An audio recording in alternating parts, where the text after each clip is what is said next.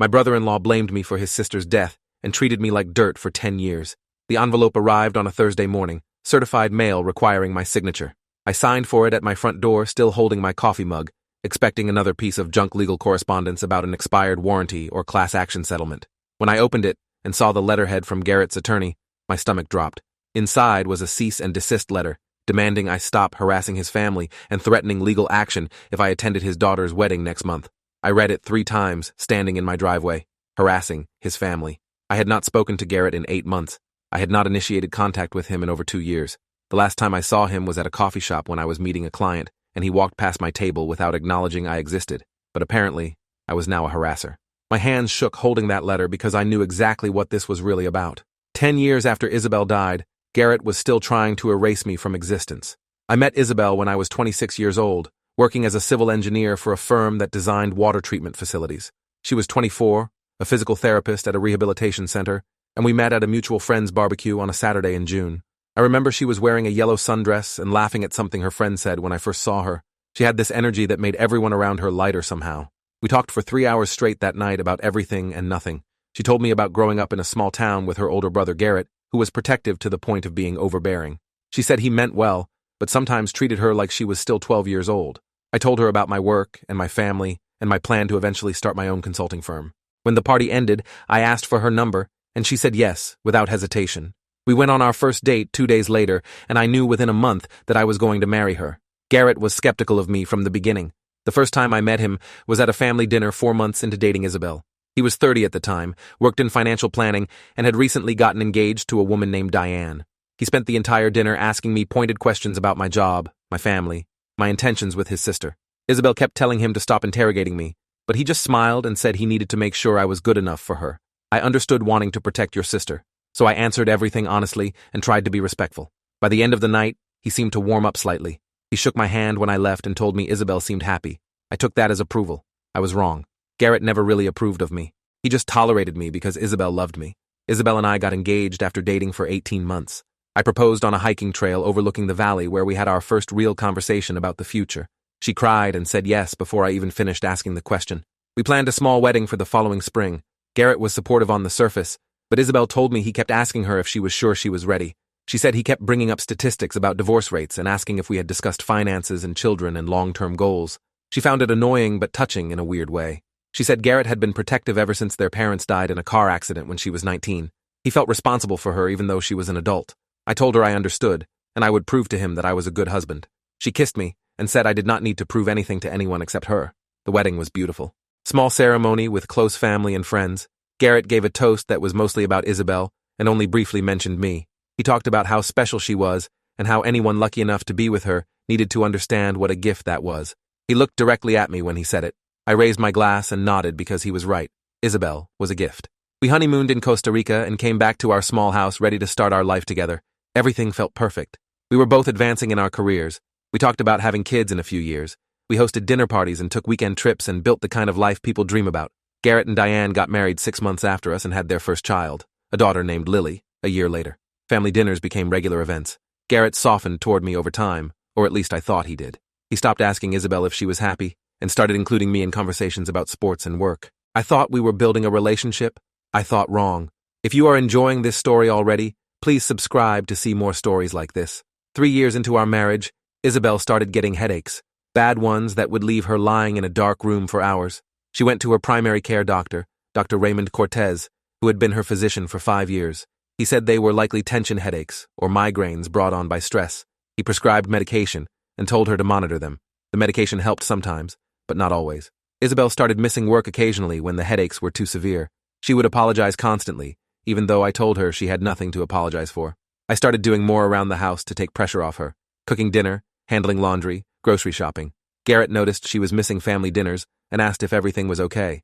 Isabel told him about the headaches, and he immediately suggested she needed to see a specialist. She said Dr. Cortez told her to give the medication more time. Garrett said that was not good enough. I agreed with him. I wanted Isabel to see a neurologist. She promised she would if the headaches did not improve in another month. They did not improve. They got worse. Isabel scheduled an appointment with a neurologist, Dr. Karen Albright, who had been practicing for 12 years and specialized in chronic headache disorders. Dr. Albright ordered an MRI and did a full workup. The results came back showing nothing abnormal. No tumors, No structural issues, no obvious cause. Dr. Albright said that was actually good news. She said most chronic headaches were not caused by anything dangerous. She adjusted Isabel's medication and suggested lifestyle changes. Stress reduction, better sleep, regular exercise. Isabel followed all the recommendations. The headaches persisted. We went back to Dr. Albright 3 more times over the next 6 months. Each visit resulted in a different medication or treatment approach. Nothing worked consistently. Isabel started to feel defeated. She said she was tired of being tired. She said she felt like a burden. I held her and told her she was never a burden. I told her we would figure this out together. I meant it. Garrett started making comments about how I was not doing enough to help Isabel. He would ask pointed questions at family dinners about what doctors we were seeing and what tests we were running. When I explained everything we had done, he would suggest other specialists or alternative treatments he had read about online. Isabel told him we were handling it, but he kept pushing. Diane would try to change the subject, but Garrett always circled back. He told Isabel she should move in with him and Diane temporarily so she could rest and recover. Isabel laughed and said she was fine at home. Garrett looked at me like I was failing her. That look stayed with me. It felt like an accusation, even though he had not said anything directly. I started wondering if he was right. Maybe I was not doing enough. Maybe I should have pushed harder for more tests or different doctors. The doubt crept in and took root. One Thursday night in September, Isabel had one of her worst headaches yet. She came home from work early and went straight to bed. I checked on her every hour. She said the pain was different this time, more intense, more concentrated behind her left eye. I asked if we should go to the emergency room and she said no, she just needed to sleep. I brought her water and her medication and closed the blinds. I sat in the living room trying to focus on work emails, but mostly just listening for any sound from the bedroom. Around midnight, I went to check on her again. She was sleeping. Her breathing was even. I kissed her forehead and went to bed beside her. When I woke up at 6 in the morning, she was still asleep in the same position. I thought she was finally getting the rest she needed. I got up quietly, took a shower, and started making coffee. At 7, I went to wake her for work. She was cold. She was gone. The paramedics said there was nothing I could have done. The autopsy revealed she had an undiagnosed cerebral aneurysm that ruptured during the night. Dr. Leonard Faust, the medical examiner with 23 years of experience, explained that aneurysms like this often show no symptoms until they rupture. The headaches Isabel had been experiencing might have been related, or they might have been completely separate. There was no way to know. He said even if we had been in a hospital when it happened, the survival rate was extremely low. He said it was not my fault. I nodded and thanked him for the information, but I did not believe him. I kept thinking about that Thursday night. The way Isabel said the pain was different. The way I asked if we should go to the emergency room and accepted her answer when she said no. I should have insisted. I should have taken her anyway. I should have known something was catastrophically wrong. Garrett arrived at my house 3 hours after I called him. He walked in and saw me sitting on the couch staring at nothing. He asked where Isabel was, and I told him she was at the medical examiner's office. He asked what happened, and I explained everything. The headache, going to bed, waking up to find her gone. He listened without speaking. When I finished, he asked why I did not take her to the hospital. I said she did not want to go. He asked why I did not insist. I said I thought she just needed rest. He stared at me for a long moment and then said, "You let her die." The words hit me like a physical blow. I started to respond, but he walked out. Diane came by later that day with food I could not eat. She hugged me and cried and said how sorry she was. She did not mention what Garrett said. I wondered if she knew. The funeral was 4 days later. I sat in the front row feeling like I was watching everything from underwater. People came up to me and said kind things about Isabel. They said how sorry they were for my loss. They said she was a wonderful person. I nodded and thanked them mechanically. Garrett gave the eulogy. He talked about Isabel's kindness and her laugh and the way she made everyone feel special. He talked about their childhood and inside jokes and memories I was not part of. He did not mention me once. Not as her husband, not as someone she loved, not as anything. It was like I did not exist. After the service, people came back to Garrett and Diane's house. I stood in the corner drinking coffee I did not taste while people avoided making eye contact with me. Garrett's friends, Isabel's co-workers, family members I had known for years, they all seemed uncomfortable around me. I left early. No one tried to stop me. The blame started slowly and then escalated.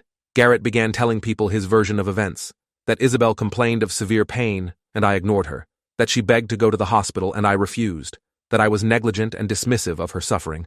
None of it was true, but grief makes people believe things that confirm what they want to believe. Garrett wanted to believe Isabel's death was preventable. He wanted someone to blame because random tragedy is too painful to accept. I became that someone. Isabel's friends started pulling away. Invitations stopped coming. Messages went unanswered. When I ran into people we used to know, they would make awkward small talk and leave quickly. I heard through a mutual friend that Garrett was telling everyone I killed Isabel through neglect. The friend said I should defend myself. I did not know how. How do you defend yourself against grief masquerading as accusation? 6 months after Isabel died, I received a letter from an attorney named Richard Lawson who had been practicing civil litigation for 19 years. The letter informed me that Garrett was considering filing a wrongful death lawsuit against me. It outlined allegations of negligence and failure to provide adequate care. It demanded I preserve all medical records and communications related to Isabel's illness and death. My hands shook reading it. I called a lawyer immediately, a woman named Patricia Grove who specialized in medical malpractice defense. She reviewed the letter and the facts and told me the lawsuit had no legal merit. She said you cannot be held liable for not forcing a competent adult to seek medical care. She said the autopsy showed the aneurysm was undiagnosed and undiagnosable without specific testing that no doctor had recommended. She said Garrett was lashing out in grief and the suit would never survive a motion to dismiss. She asked if I wanted her to send a response. I said yes. She drafted a letter explaining why the allegations were baseless and warned that pursuing the suit would be considered frivolous. Garrett never filed, but the damage was done. Everyone in our social circle knew he had threatened to sue me. The accusation alone was enough to convict me in their eyes. I tried to reach out to Garrett multiple times in that first year. I called, and he would not answer. I sent emails that went ignored. I showed up at his house once, and Diane answered the door looking uncomfortable. She said Garrett did not want to see me. I asked if we could please talk this through, if I could explain what really happened that night. She said Garrett was not ready, and maybe I should give him space. I asked how much space. She said she did not know. I left, and never tried going to the house again. I sent a letter instead, handwritten, explaining everything in detail. The headaches, the doctors, the medication, that Thursday night. I explained that Isabel said she did not want to go to the hospital. I explained that she seemed to be sleeping peacefully when I checked on her at midnight. I explained that the medical examiner said nothing could have been done. I apologized for not doing more, even though I did not know what more I could have done. I asked Garrett to please let me grieve my wife without also carrying the weight of his blame. He never responded. The silence was worse than any accusation. 2 years after Isabel's death, I started seeing a therapist named Dr. Monica Hart, a licensed clinical psychologist with 14 years specializing in grief and trauma. I told her about Garrett's accusations, and the isolation and the guilt that sat in my chest like a stone. She asked if I believed I was responsible for Isabel's death. I said logically I knew I was not, but emotionally I could not shake the feeling that I should have done something differently. She asked what I would have done differently. I said I would have taken Isabel to the hospital that Thursday night, regardless of what she said she wanted. Dr. Hart asked if I had the medical knowledge to know she was experiencing a catastrophic event. I said no. She asked if Isabel gave any indication she was dying. I said no. She was sleeping. Dr. Hart leaned forward and told me gently that I could not hold myself responsible for not knowing something unknowable. She said Garrett was projecting his own helplessness onto me because he needed someone to blame, and I was the only target available. She said his grief was understandable, but his actions were not fair or justified. She said I needed to forgive myself even if Garrett never did. I started crying in her office and could not stop for 20 minutes. It was the first time I had cried since the funeral. Garrett's campaign against me continued for years. He blocked me on all social media. He told mutual friends not to invite me to gatherings if he was going to be there. He made sure I was excluded from family events that I had attended for years. Isabel's cousin got married and I was not invited, even though Isabel and I had been close with her. I heard later that Garrett told the cousin it would be inappropriate to have me there, given what I had done. Like I had murdered Isabel, instead of sleeping next to her while an aneurysm ruptured in her brain. The isolation was suffocating. I lost my wife, and then I lost everyone connected to her. I was grieving alone in a house full of memories, with no one to talk to about the person I loved most. I thought about selling the house and moving somewhere new, starting over where no one knew me or Isabel or the story Garrett had built. But leaving felt like abandoning her, so I stayed. 4 years after Isabel died, Garrett's daughter Lily had a birthday party. She was turning 8, and Isabel had been close with her before she died. I sent a gift through the mail with a card. Lily's mother Diane called me 2 days later and asked me to please stop sending things. She said it made Garrett upset and confused Lily. I asked why it would confuse Lily, and Diane said because Lily did not really remember me. She said Garrett preferred to keep things simple and not bring up the past. I realized what she was really saying. Garrett had erased me from the family narrative. As far as Lily knew, Isabel's husband never existed or never mattered. I apologized to Diane and said I would stop. She thanked me and hung up. I sat in my kitchen staring at the phone, feeling like I had lost Isabel all over again. Not just her presence, but her memory, the life we built, the family we were part of. All of it gone because Garrett decided I was not worthy of existing in their story. 5 years after Isabel died, I started dating again.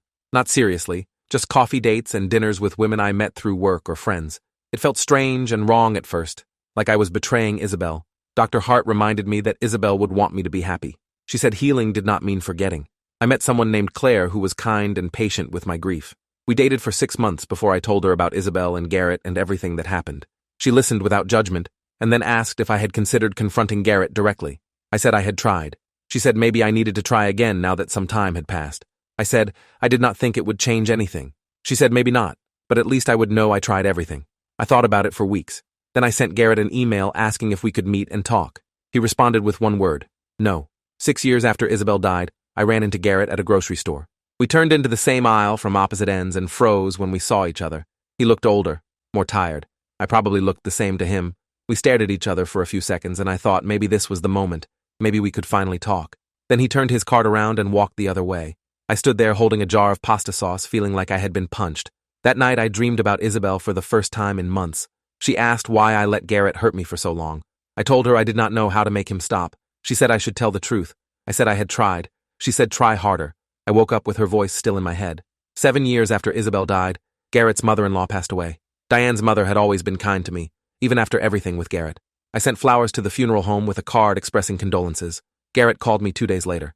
It was the first time I had heard his voice in years. He said, "Stop inserting yourself into my family's life. You have no right to be part of anything we do. Isabel is gone, and your connection to us died with her." I said Isabel was my wife, and I loved her, and I would never stop grieving her. He said, "You killed her through your negligence, and you don't get to play the grieving widower. Everyone knows what you did." I asked what exactly he thought I did. He said I ignored her pain, refused to take her to the hospital, and let her die alone. I said none of that was true, and he knew it. He said the truth was, I was a coward who could not handle his wife being sick. Then he hung up. I sat with the phone in my hand, shaking with anger and grief. I wanted to scream. I wanted to drive to his house and force him to listen. Instead, I called Dr. Hart and talked until I could breathe normally again. If this story keeps your interest, please subscribe to get more stories like this. 8 years after Isabel died, I was promoted to senior engineer at my firm and given the opportunity to lead a major project. It was good news, something to feel proud of, but I had no one to celebrate with. Claire and I had broken up months earlier.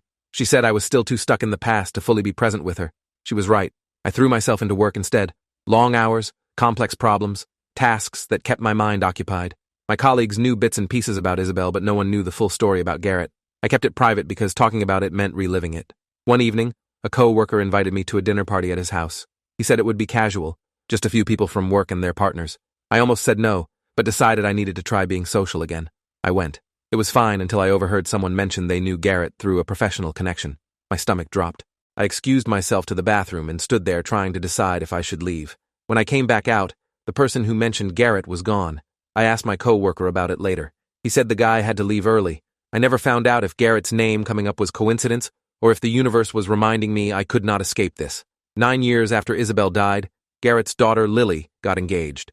She was 19, same age Isabel was when their parents died. I only knew about the engagement because I still followed one of Isabel's cousins on social media, and she posted congratulations. I looked at the photos of Lily smiling with her fiancé and felt a complicated mix of emotions. I remembered when she was born. Isabel had been so excited to be an aunt. She bought tiny outfits and toys and spent hours holding Lily at family gatherings. Lily grew up without ever knowing how much Isabel loved her, without knowing I existed in her aunt's life. Garrett had erased that history completely. I thought about reaching out to congratulate Lily, but knew it would only cause problems. So I did nothing.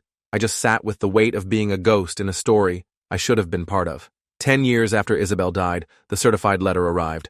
Garrett's attorney accusing me of harassment, demanding I stay away from Lily's wedding, threatening legal action. I read it and felt something shift inside me. 10 years of blame, 10 years of isolation, 10 years of being treated like I murdered the woman I loved when the truth was I lost her to a medical condition no one knew existed. I was done accepting Garrett's version of reality. I was done being silent. I called Patricia Grove, the lawyer who had helped me years ago when Garrett threatened to sue. She was still practicing and remembered my case. I explained about the cease and desist letter. She asked if I had any contact with Garrett or his family recently. I said none. She asked if I planned to attend the wedding. I said I had not even been invited. She said the letter was baseless harassment and asked if I wanted to respond. I said yes, but I wanted to do more than just respond. I wanted to set the record straight. She asked what I meant. I told her I wanted to file a defamation suit against Garrett for 10 years of false accusations. She was quiet for a moment, and then asked if I was sure. I said I had never been more sure of anything. Patricia explained what a defamation case would require. We would need to prove Garrett made false statements about me to third parties. We would need to show those statements damaged my reputation. We would need to demonstrate actual malice or at minimum negligence in making the statements. She said it would be expensive and emotionally draining, and there was no guarantee we would win. She said I needed to think carefully about whether pursuing this was worth it. I told her I had been thinking about it for 10 years. I told her I had documentation, emails from friends asking about the accusations, messages from people cutting contact based on what Garrett told them, the letter from Garrett's first attorney threatening the wrongful death suit, records of being excluded from events I used to attend, Dr. Hart's therapy notes documenting the emotional impact of Garrett's campaign, medical records proving Isabel's aneurysm was undiagnosable and unpreventable, the medical examiner's report stating nothing could have been done. I had kept everything because some part of me always knew I might need it. Patricia said if I was serious, we should meet and go through everything systematically. We scheduled a meeting for the following week.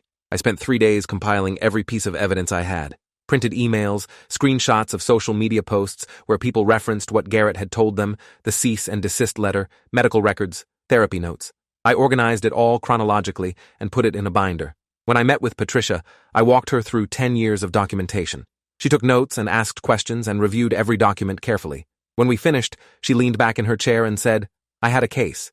She said it was not a slam dunk, but we had enough to survive a motion to dismiss and potentially go to trial. She said the biggest challenge would be proving actual damages. I asked what counted as damages.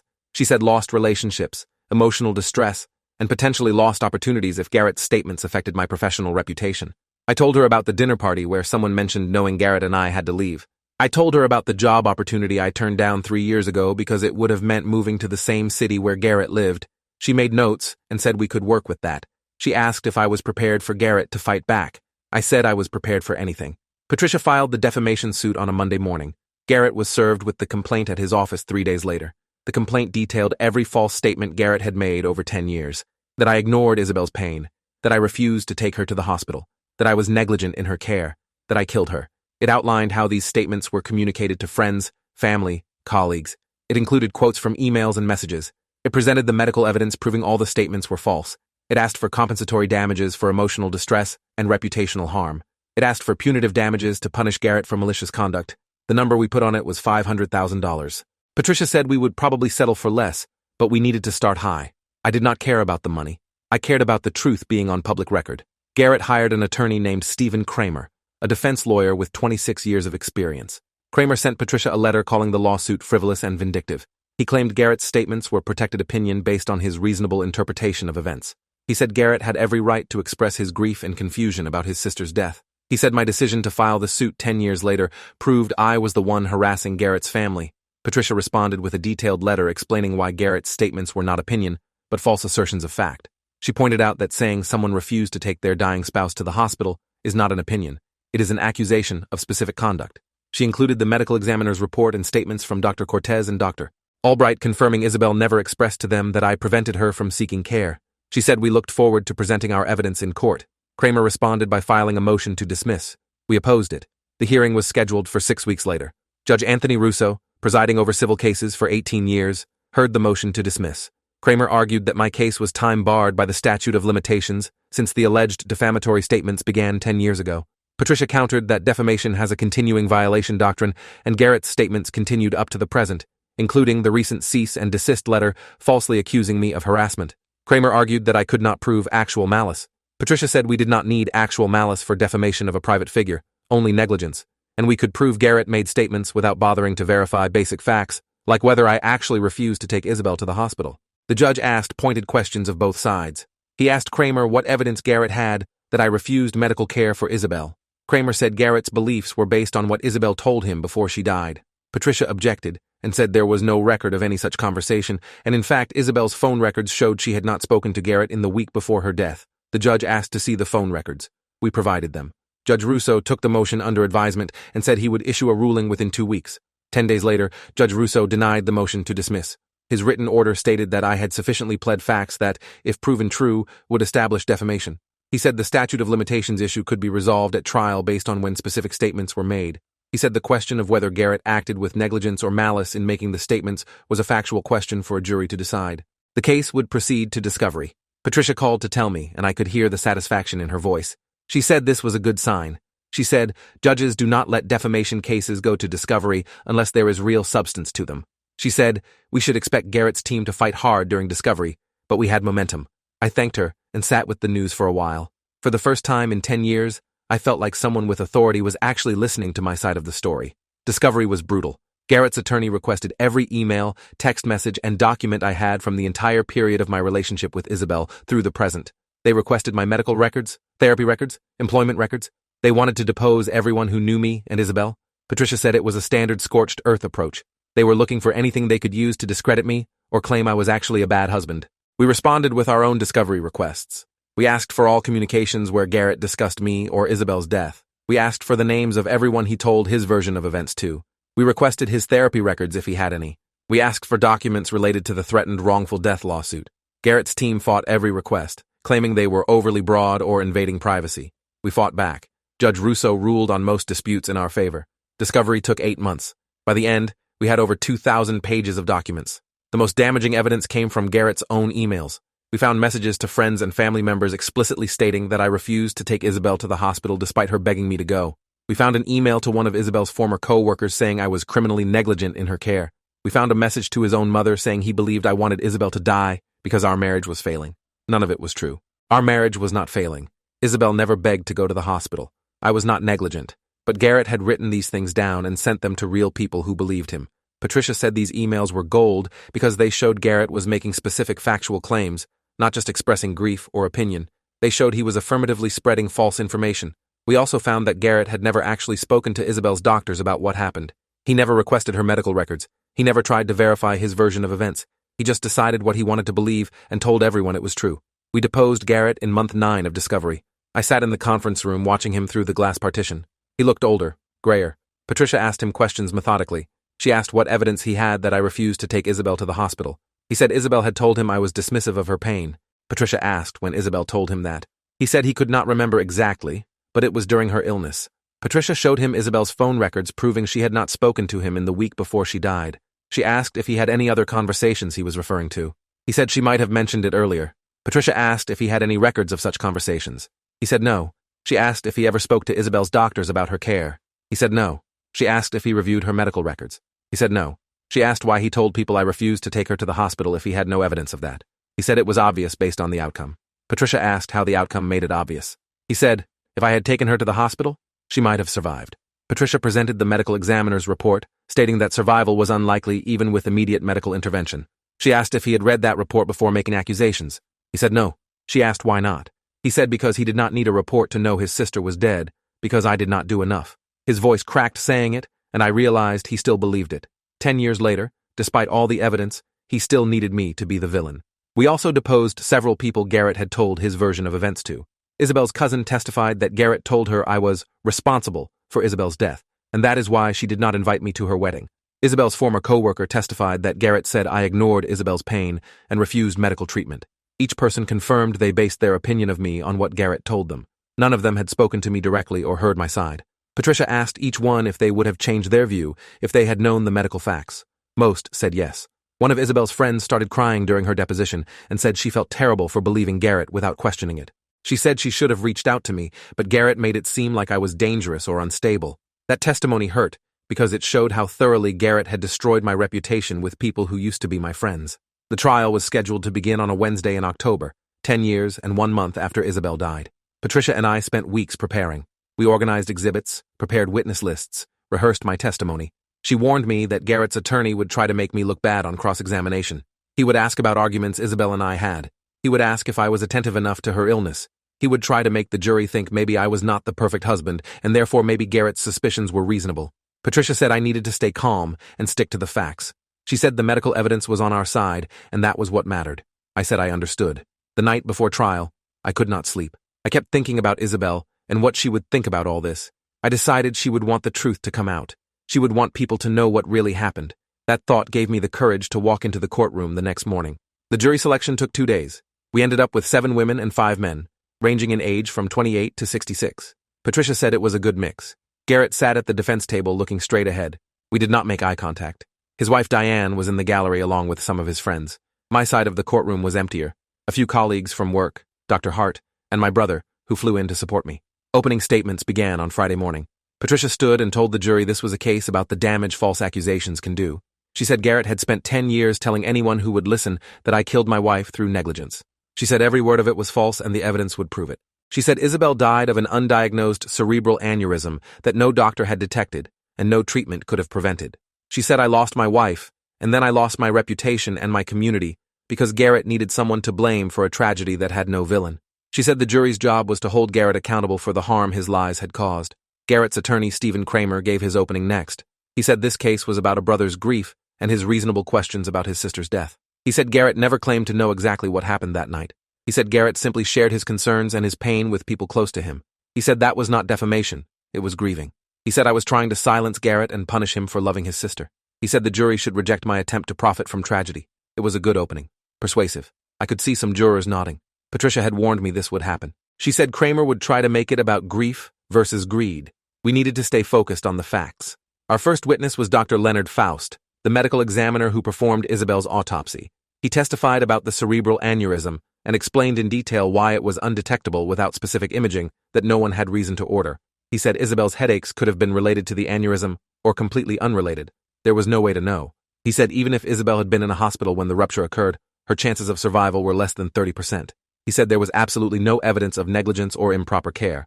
Kramer cross-examined him and tried to suggest that if Isabel had gone to the emergency room that Thursday night, doctors might have caught something. Dr. Faust said that was speculation without any medical basis. He said emergency room doctors do not perform brain scans on every headache patient. Kramer asked if it was possible the aneurysm could have been detected earlier with different tests. Dr. Faust said anything was possible, but there was no standard of care that required the specific testing that would have detected this particular aneurysm. The testimony was strong. I could see the jury taking notes. Our second witness was Dr. Albright, the neurologist who treated Isabel. She testified about the workup she did and the medications she prescribed. She said Isabel was compliant with treatment and reported her symptoms accurately. She said at no time did Isabel indicate that I was preventing her from seeking care or dismissing her pain. Kramer asked why Dr. Albright did not order more extensive imaging. She explained that the MRI she ordered was appropriate given Isabel's symptoms, and the normal results did not warrant more invasive testing. She said hindsight was 20/20, but the care she provided met the standard for chronic headache treatment. Kramer tried to rattle her, but she stayed calm and professional. Patricia smiled slightly. Another strong witness. Our third witness was Dr. Monica Hart, my therapist. She testified about the emotional toll Garrett's accusations had taken on me. She described my symptoms of depression and anxiety. She explained how the social isolation compounded my grief. She said I suffered from complex trauma related to both losing Isabel and being blamed for her death. Kramer objected multiple times, claiming her testimony was not relevant to whether Garrett's statements were false. Judge Russo allowed most of it, saying emotional damages were part of my claim. Dr. Hart was our last witness of the day. Court adjourned and Patricia said we had a good first day. I felt drained but cautiously hopeful. The next day, I testified. Patricia walked me through my relationship with Isabel, her illness, that last night. I described checking on her at midnight and finding her sleeping peacefully. I described waking up to find her gone. I described the medical examiner's explanation and the autopsy results. I described reaching out to Garrett and being rebuffed. I described the years of isolation and blame. I described losing friends and being excluded from events and living under the weight of an accusation I could not escape. My voice broke several times, but I got through it. Patricia showed the jury the evidence, the medical records, the emails from Garrett, the messages from people cutting contact, the cease and desist letter. Then Kramer cross-examined me. He asked about arguments Isabel and I had during her illness. I said we had normal marital disagreements, but nothing significant. He asked if I was frustrated by her illness. I said I was frustrated that we could not find answers, but I was never frustrated with her. He asked why I did not take her to the hospital that Thursday night. I said because she explicitly told me she did not want to go, and she seemed to be resting comfortably. He asked if I regretted that decision. I said every single day, but regret does not equal negligence. He asked if I told anyone at the funeral that I felt responsible. I said yes, because I felt like I should have known something was catastrophically wrong, even though there was no medical reason to think that. He tried to twist my words to suggest I was admitting fault. Patricia objected. Judge Russo sustained it. The cross-examination lasted 3 hours. By the end, I was exhausted, but I felt like I had held my ground. Garrett testified next. His attorney asked him about Isabel's childhood, their relationship, how devastated he was by her death. Garrett cried on the stand, describing finding out she was gone. He talked about not understanding how this could have happened.